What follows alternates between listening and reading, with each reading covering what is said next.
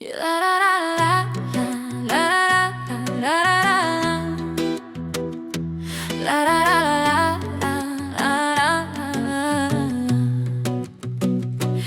mintea nu tace și gândurile dor, le simți cum se adună ca norii peste zbor.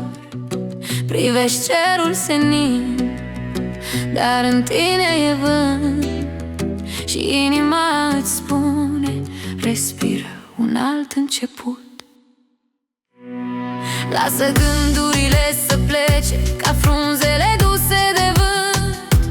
Nu le opri, nu le chema înapoi, ele nu spun adevărul tău sfânt. Inspiră lumină, expiră tot ce doare, în liniște e locul tău.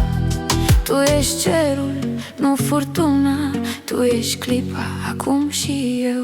La la la la.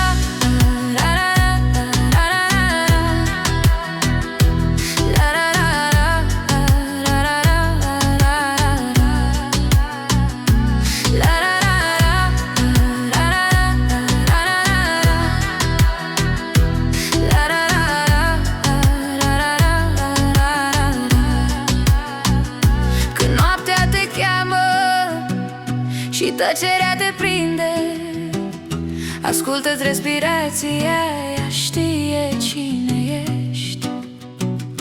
Nu trebuie să lupți, doar lasă tot să fie. Chiar și gândul care doare se stinge în iubire. Lasă gândurile să plece ca frunzele duse de vânt.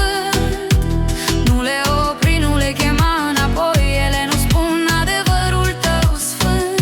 Inspiră lumină, expiră tot ce doare, în liniște e locul tău.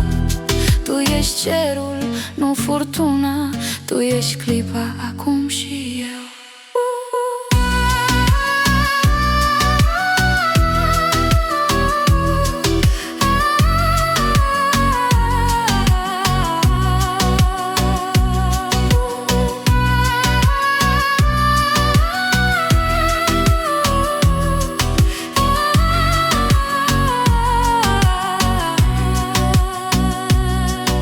Și dacă te pierzi în valuri de frică, privește cerul și respiră cu tine. Totul trece, totul curge, tu rămâi senină vie.